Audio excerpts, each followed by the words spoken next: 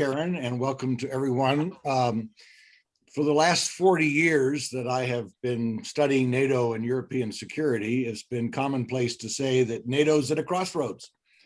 And that was probably always true every time that it was said it, and it's certainly true today.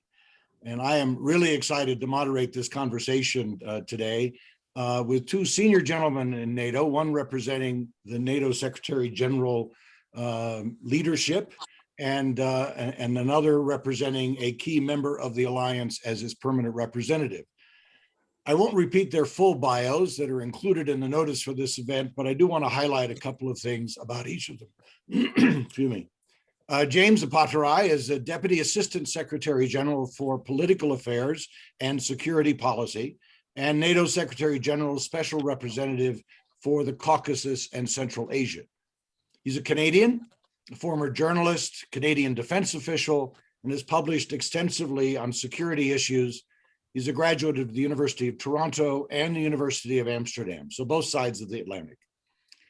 Ambassador Tomasz Kotkowski is Poland's permanent representative to NATO. He is a graduate in law with postgraduate degrees from the University of Warsaw and King's College London, as well as numerous professional programs in both the United Kingdom and the United States.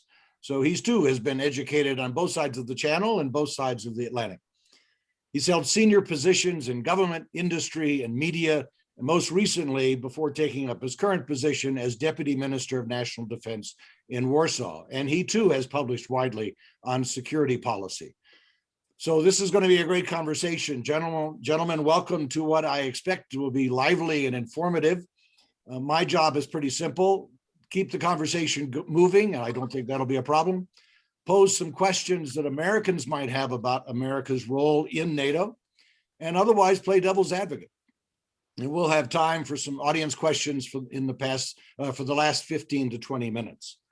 So let me begin by posing a general question to each of you, give you an opportunity to offer your own perspective. In middle of June, NATO will host a summit meeting in Brussels, focusing on a so-called NATO 2030 agenda. What is important about this summit from your perspective? And we'll begin with Mr. Apatorai. So thanks, first of all, for the invitation. It's great to be here. Great to be here with my friend Tomasz as well, who you will see is a great leader here.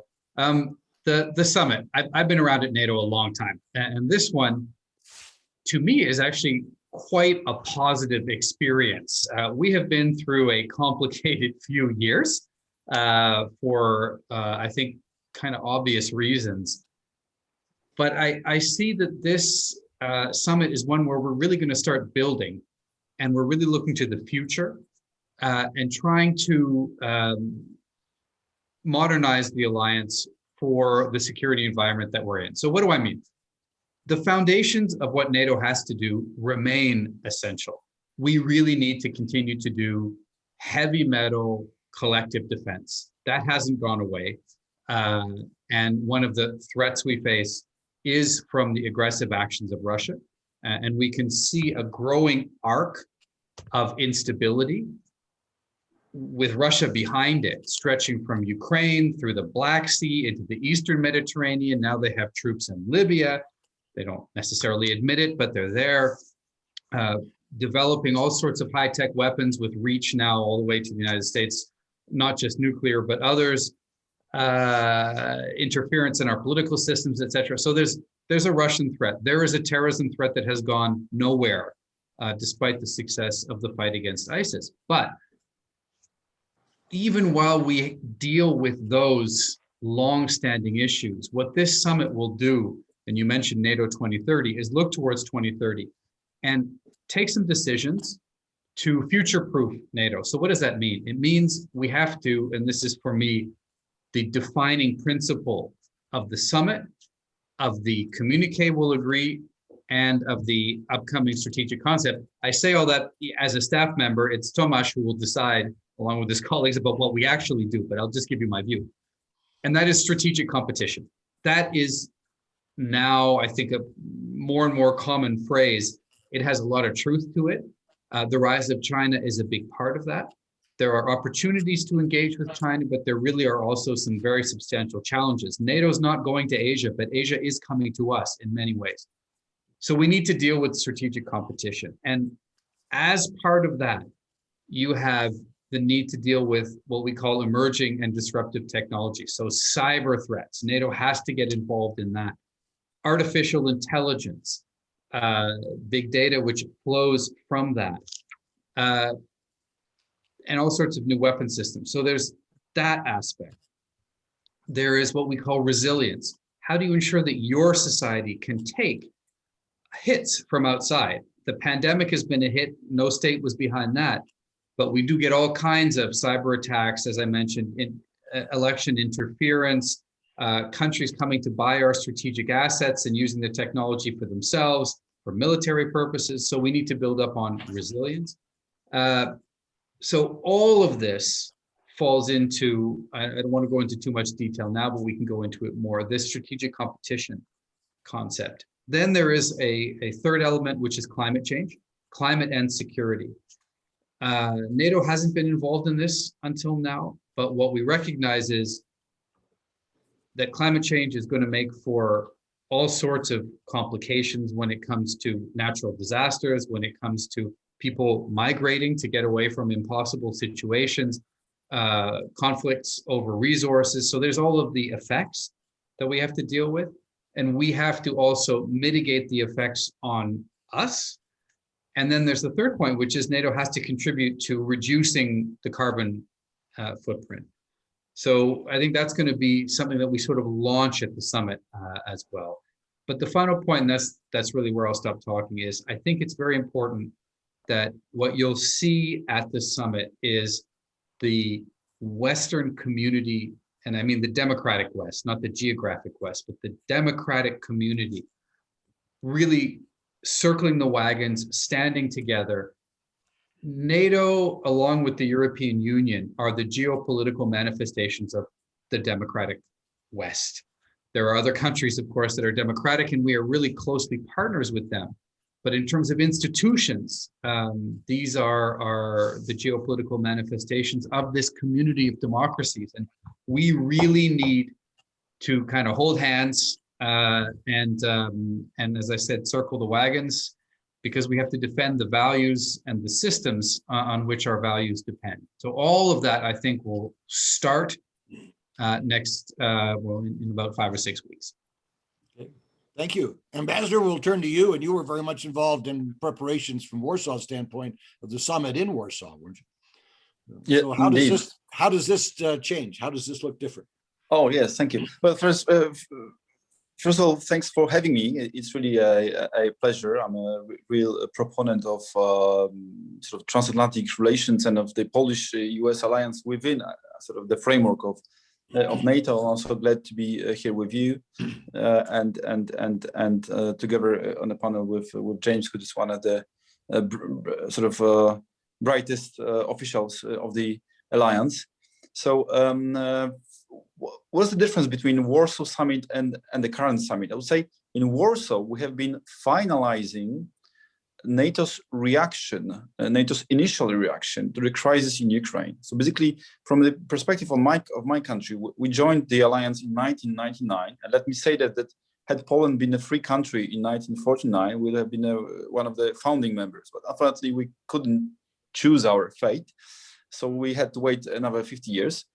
And when we joined, NATO was just adapting to a new paradigm. It was called the end of history. Basically, everybody believed the world of conflicts between states was over. We'll be facing either some kind of fluid, elusive threats. Some of that was really true, and it was corroborated by the 9/11 attacks. But in a way, we kind of lost sight from other dynamics, from other important dynamics. Already since 2000, when Vladimir Putin came to power, he was constantly rebuilding Russia's security and defense capabilities. China was also doing their job when it comes to expanding their reach and influence worldwide. And we kind of woke up in 2014 with the takeover of Crimea by Russia. So the initial reaction of the alliance was to kind of adjust the paradigm, which was this kind of end of history paradigm, to the new security reality. And Warsaw, we did some important things. We first of all, for the first time, established some forward presence of allies on the territory of Eastern members of the alliance. Because so far we believed that we don't have to repeat the preparations from the Cold War. So this symbolic, in a way, presence has taken place and was decided in Warsaw. And we've decided on some other sort of initial measures, which were indeed very, very important. And I want to thank all the allies and everybody who was involved in those decisions. However, we need to change the paradigm, how we operate as the alliance. We need to be able to again tackle large-scale threat coming from sort of first league state actors, be it a traditional military threat or a kind of a new competition which spans across peace, crisis, and war. We have to be able, as I said, to do it in peace, in crisis, and in war.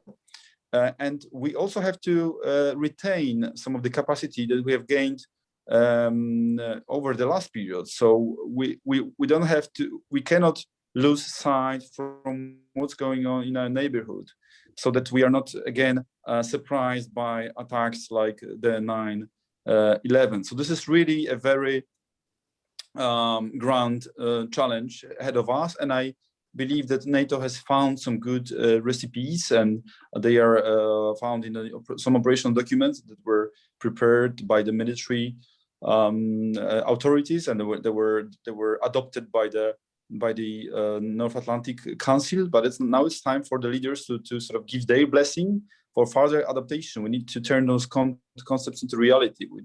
We have to be ready to for the challenges of the third decade of our century, and this summit indeed offers such an opportunity.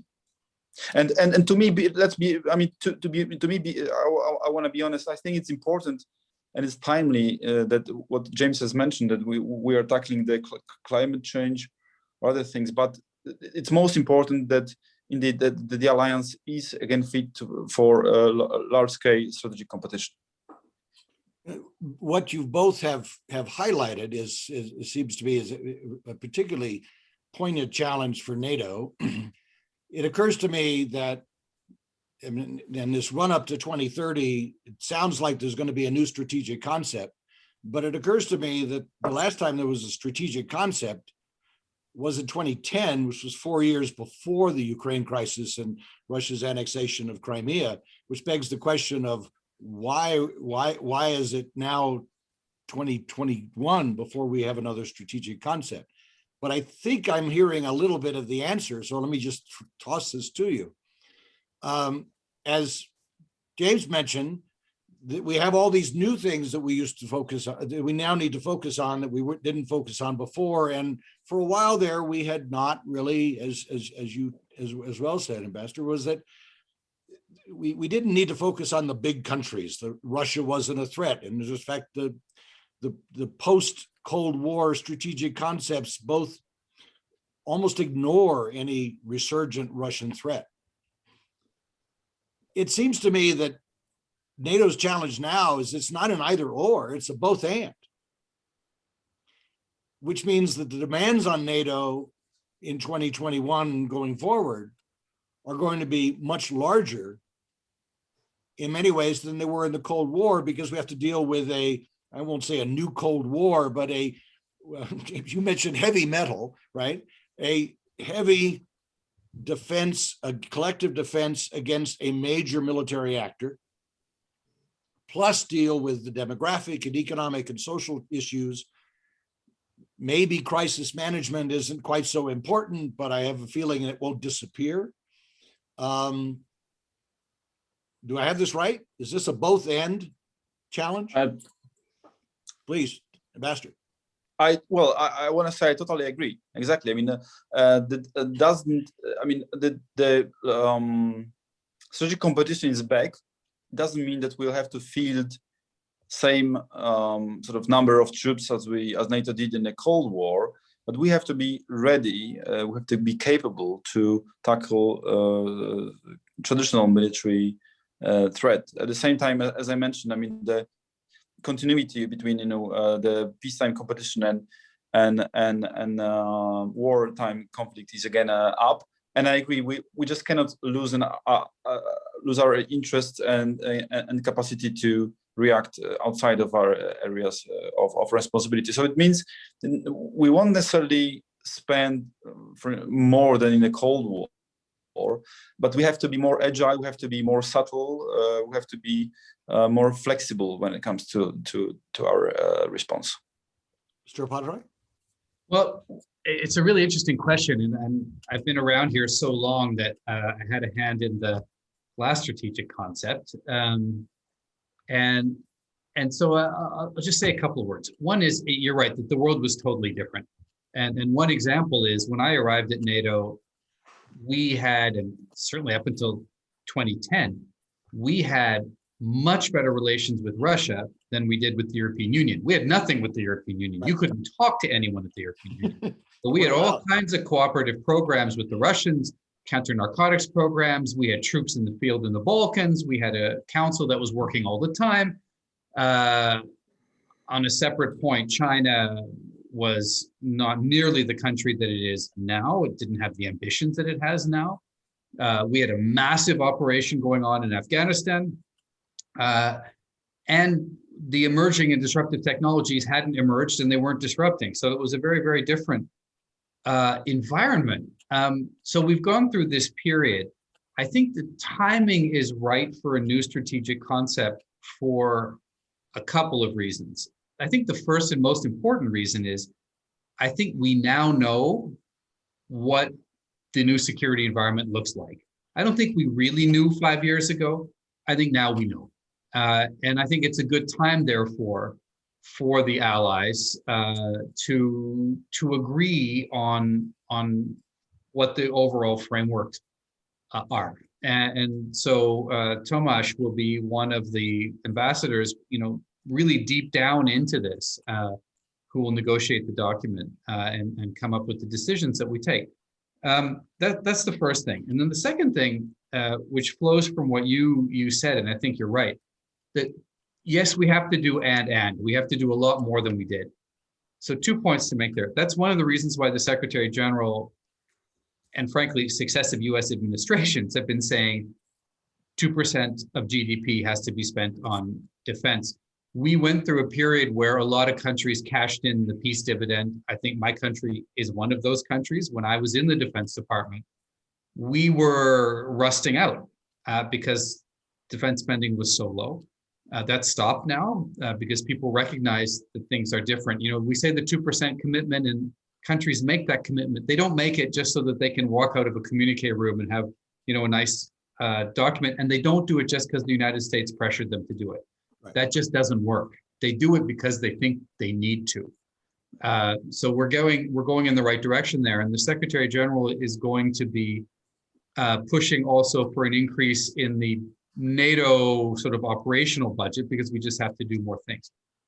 But the challenge here for us is that we're pushing NATO into areas where transatlantic security cooperation makes sense, but where NATO hasn't been involved in until now, because it's what some people call below the threshold or gray zone, where national governments have competencies, but not NATO, where the EU, which wasn't around in anything like the same way in 2010, in terms of its competencies, especially in security, is now a very strong actor. And so we have a number of countries like Poland, but not like Canada, who are in the EU and say, okay, but we've agreed something in the EU.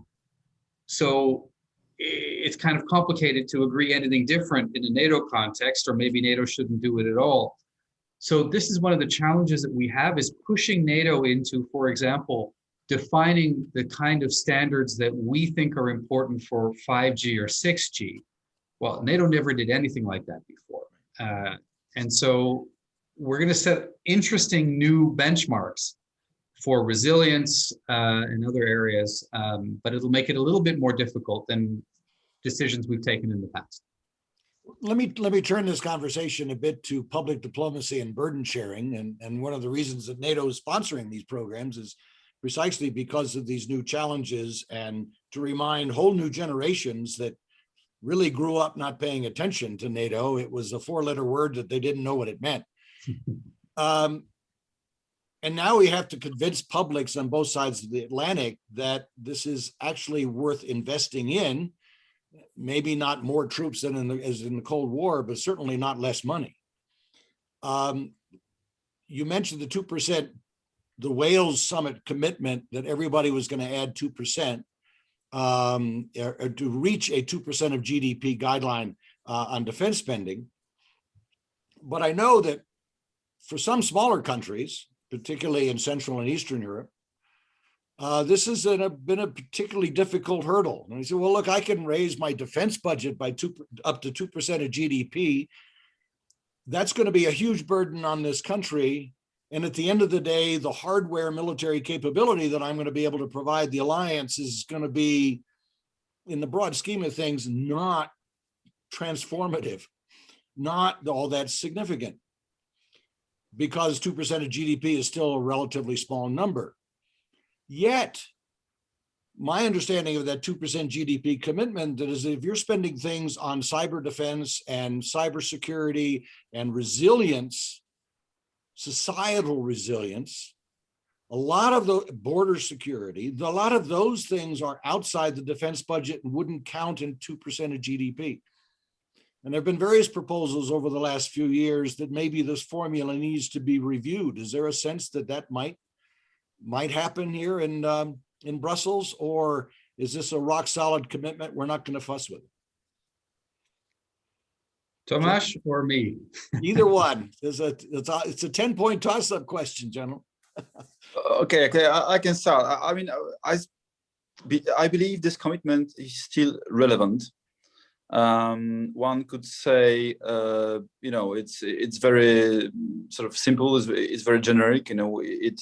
But it's the overall defense investment pledge. It covers cash, commitment, and capabilities. So when it comes to cash, I mean, there's basically no other measure than a numeric sort of quantity.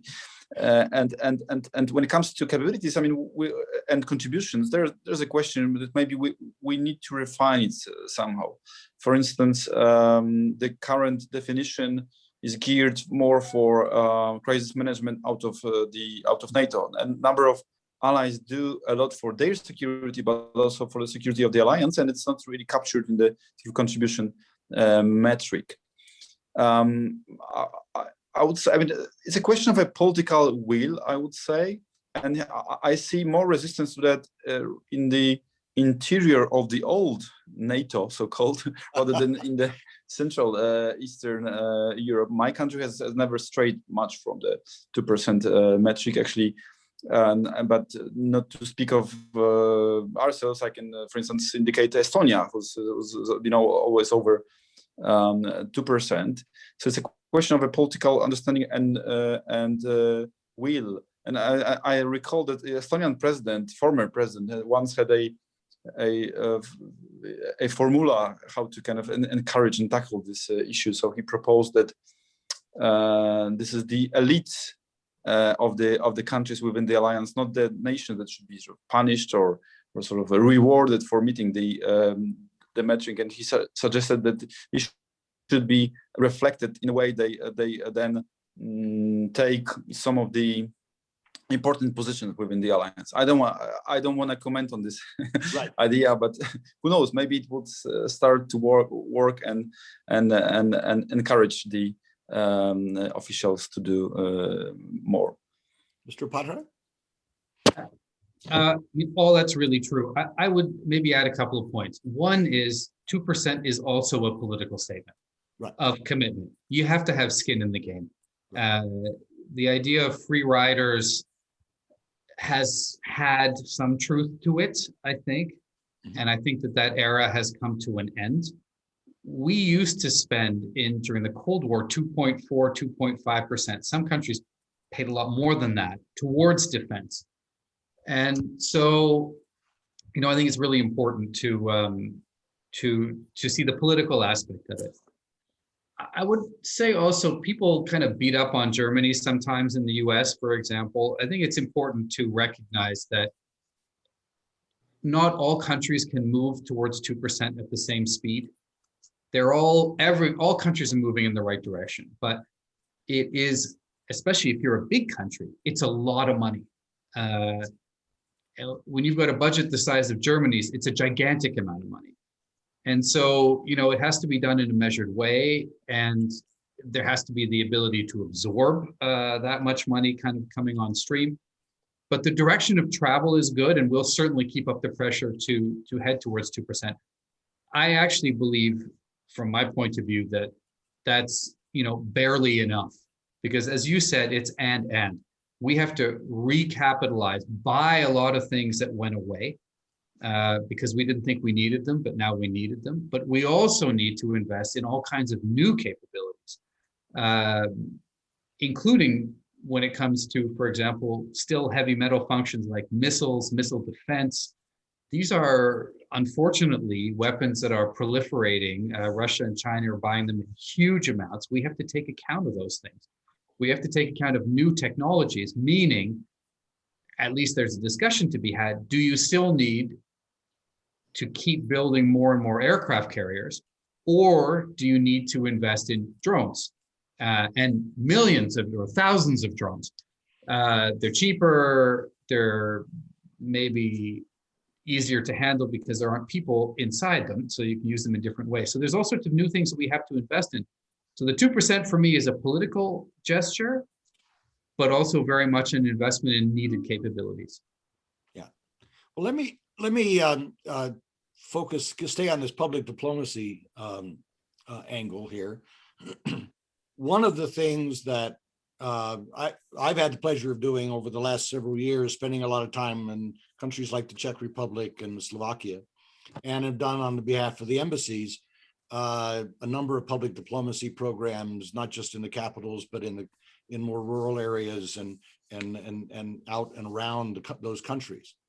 And one of the questions that I have gotten a lot, it stunned me the first time I got this, was, well, this is a large burden for us.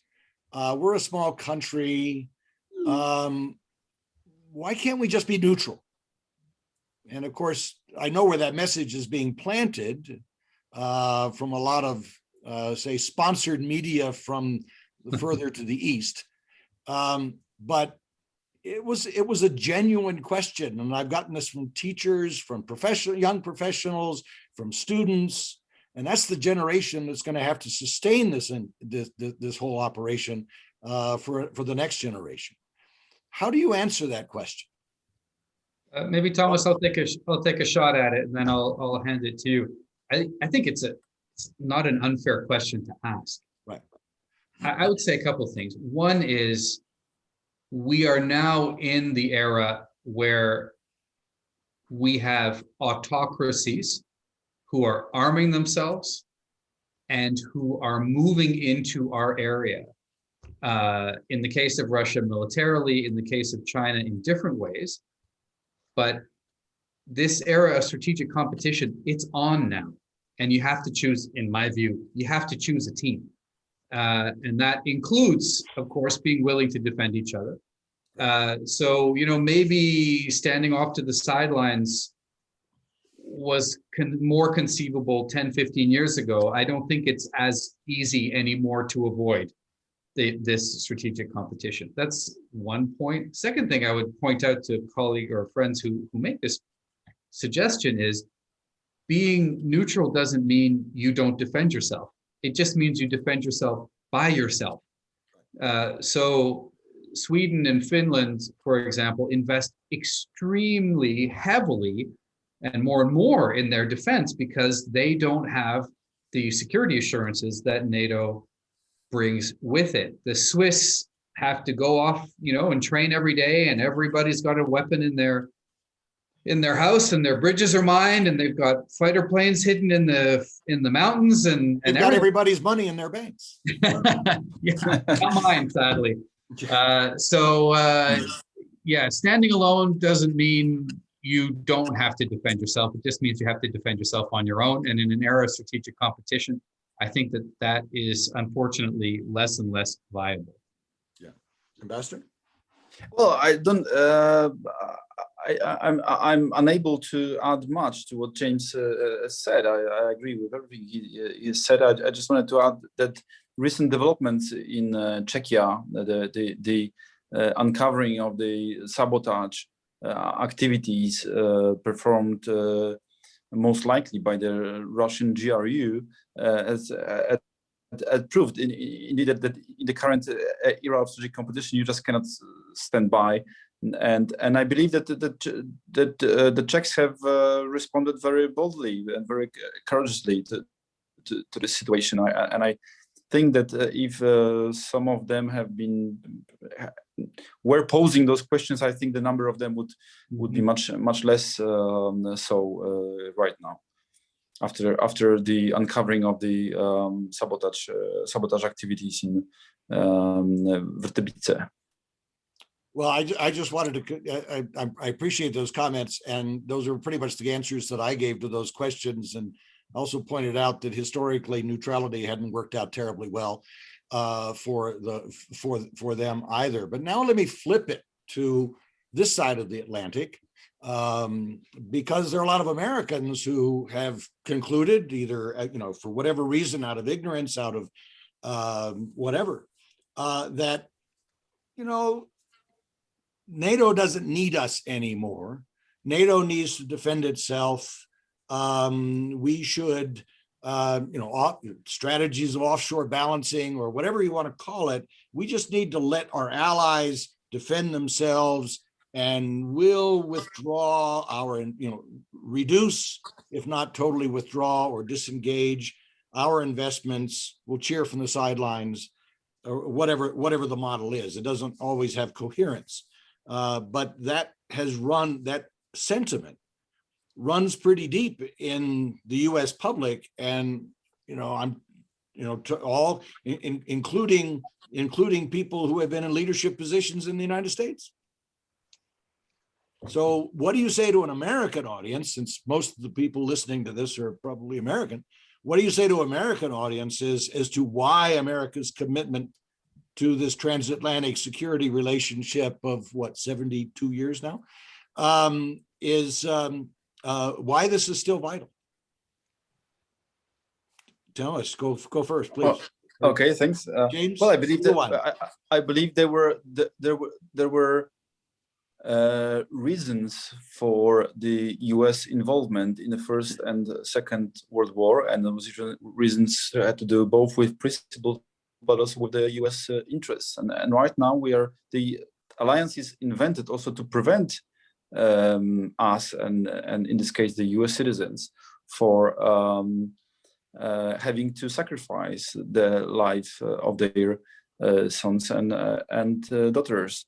And we are not on this side of the Atlantic. I would say we are not asking the U.S. to just do the job for us. We want to do the job together, and I believe we are just better off if we stand together, and if we deter the threat together, rather than react when it's too late, and basically that costs much more. This is a very simple answer, but I believe we find proofs for that in the history. Yeah, James. Yeah, that's 100% true, and certainly from a European point of view, just to flip it back for a second, even though I'm Canadian. Yeah.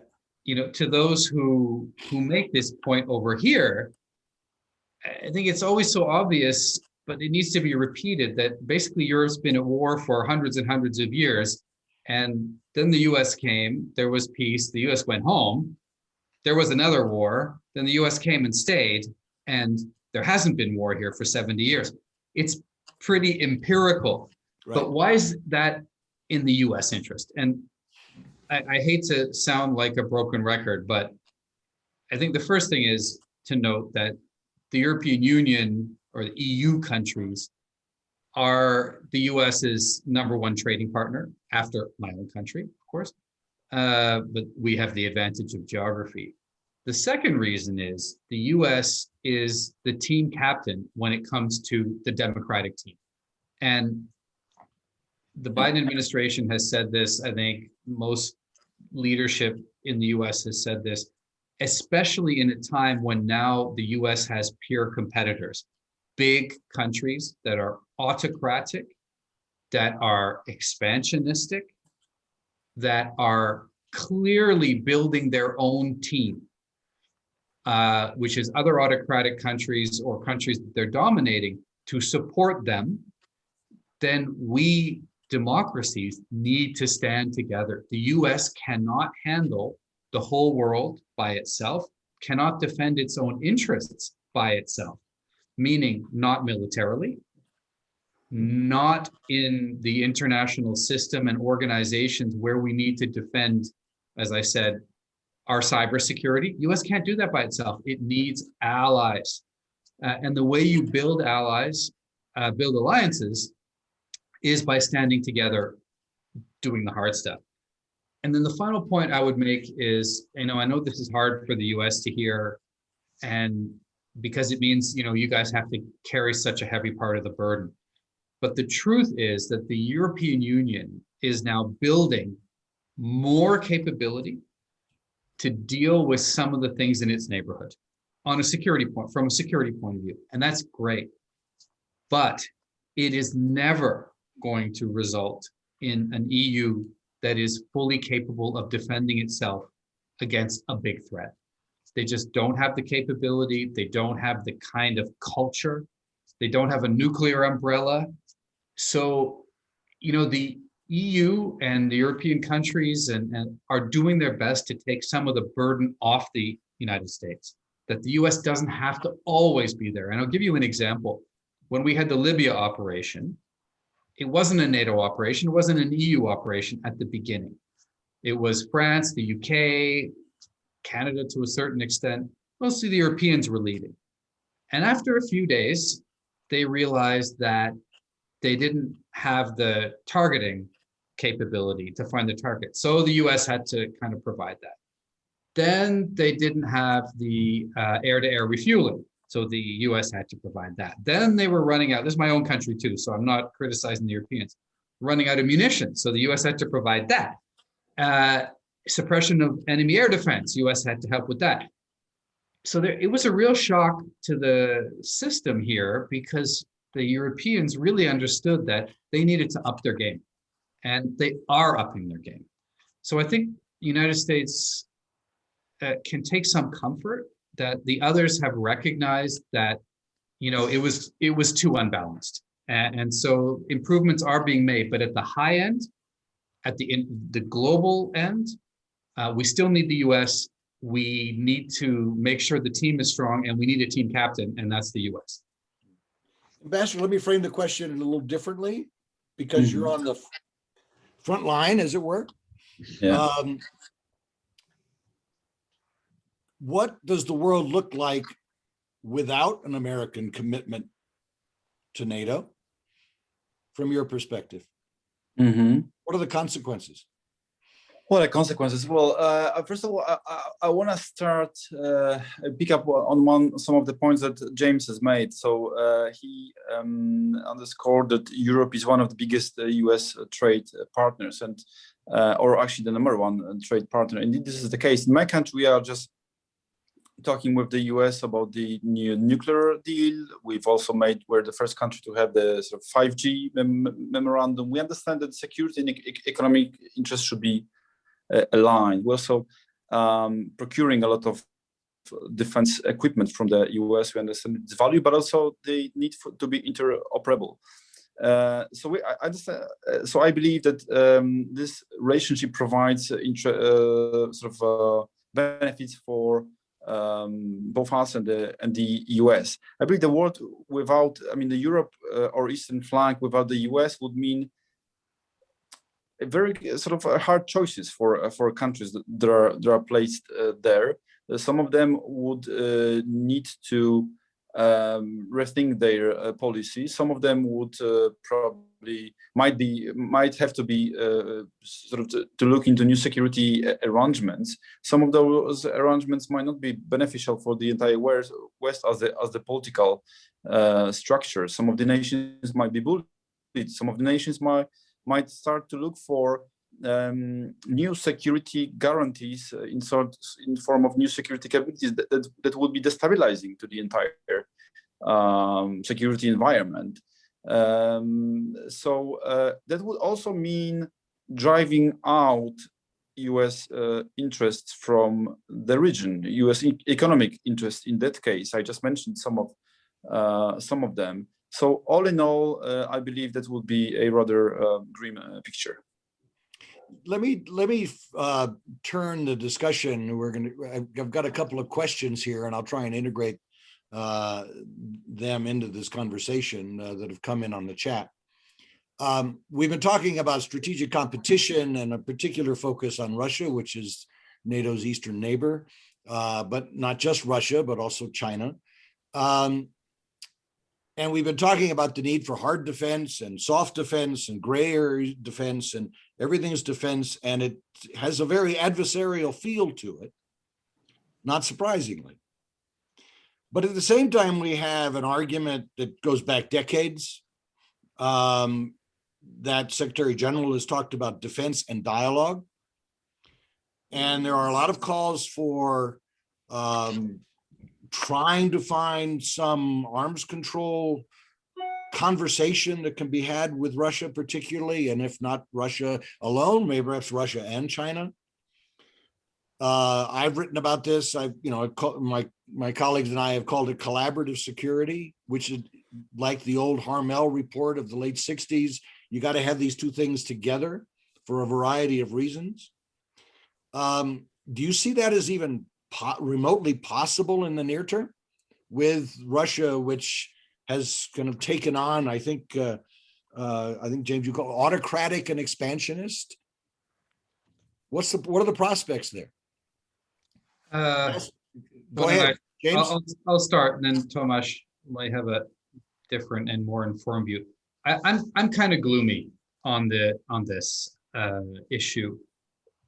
Basically, most of the arms control architecture that we had built, or that had been built, I had nothing to do with it, over the past few decades, is being either dismantled, ignored, and so the regimes are going away. That's the kind of baseline.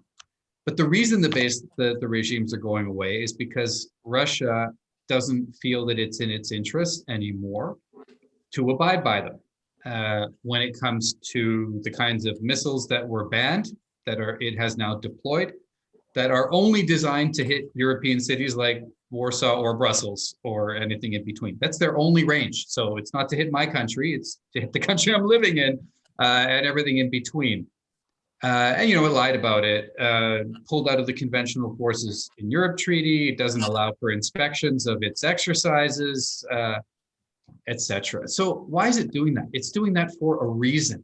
And the reason it's doing it is because it feels as if, has felt as if NATO and the United States in particular had a conventional advantage over Russia, and that these arms control agreements were holding it back from doing what it wanted to do, which is to build areas where it's difficult for us to penetrate, to build new weapon systems that are hard to defend against, and to create a sort of missile advantage over Europe and a stronger nuclear role, and to be able to move preemptively, so no inspections, move as quickly as possible to give us less time to react.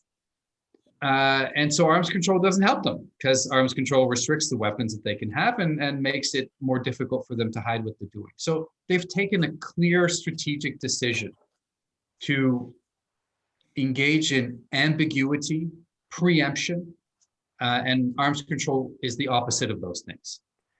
So how do you convince Russia to move off of that? In my view, just coming up with a better argumentation for why it's in their interest to suddenly reverse course has been fruitless, despite the very smart people who have been working on it for a long time, but it's been fruitless because Russia doesn't want to do it. And Russia also has smart people. They've just taken a different approach. And I think we have to recognize that. So how did we get the INF, the Intermediate Nuclear Forces Arms Control Agreement? Those of us who are older, and actually I kind of barely remember it, but I remember studying about it. And that is basically what happened. The Russians were deploying missiles, same range of missiles that I just mentioned. NATO and the United States in particular said, we need you to stop doing that because they're destabilizing. The Russians said no. We said, okay, but if you do keep doing it, then we're going to have to deploy our own. They ignored that. We did it, despite massive protests in the street. And then they were willing to talk. I don't know, what's going to happen in future, but what I'm quite convinced of is that we will have to have very strong defenses because arms control is not working. But I also believe we need very strong defenses because that will help arms control to work.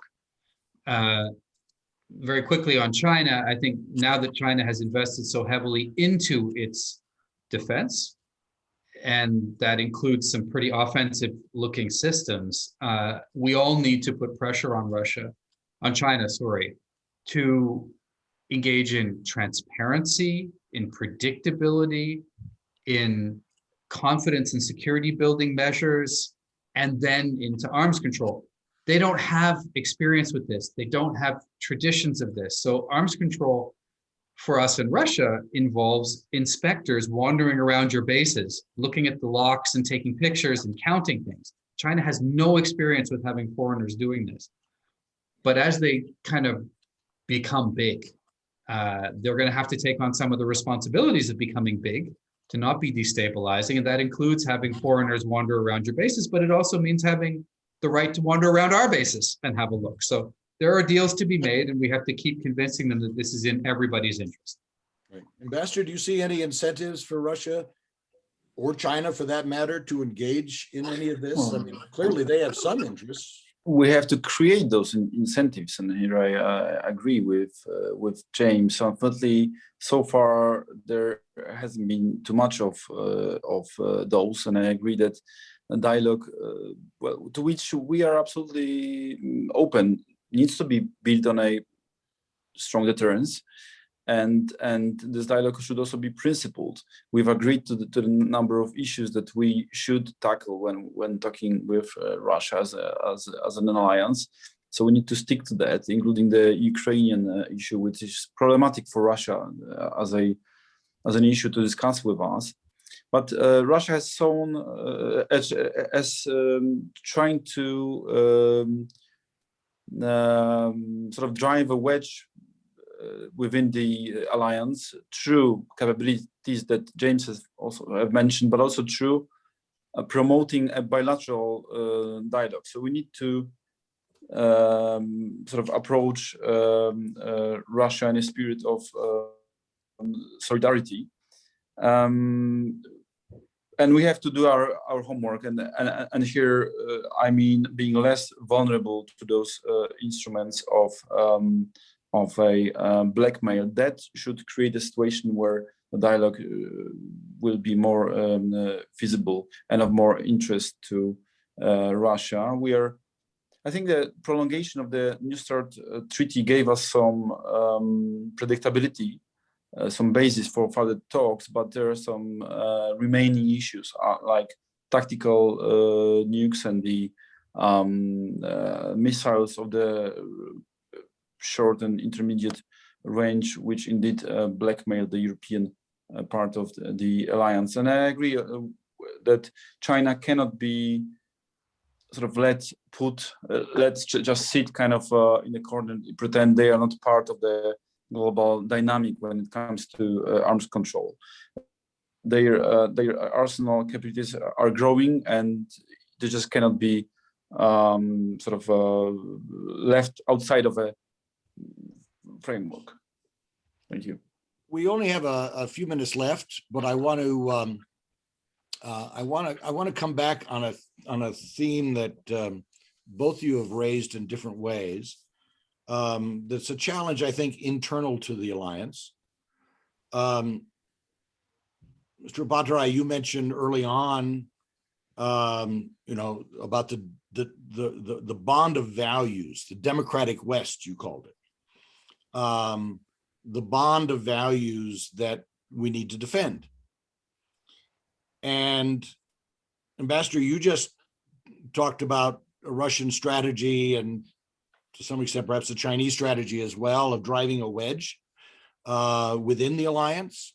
Certainly Russia in many ways trying to cultivate bilateral relations to kind of leverage countries away from NATO.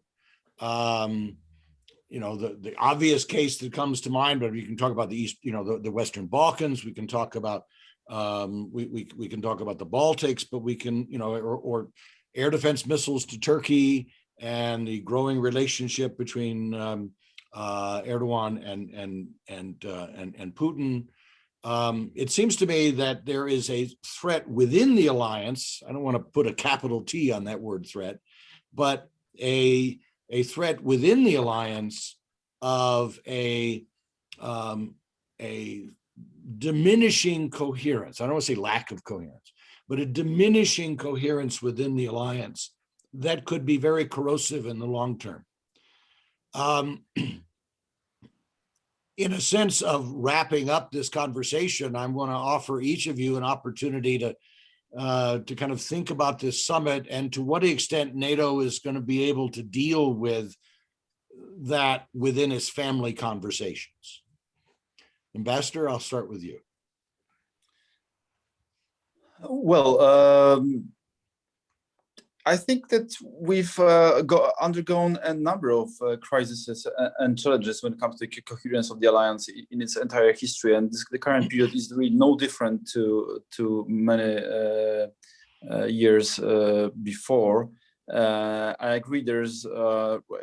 Russia is posing a number of challenges. You mentioned the sort of hybrid tactics, but also luring some of the allies into economic incentives. Some of the allies believe that they can still, pursue kind of bilateral economic deals with Russia, while we have to sort of be united in terms of tackling the threat from Moscow. I believe that all in all, there is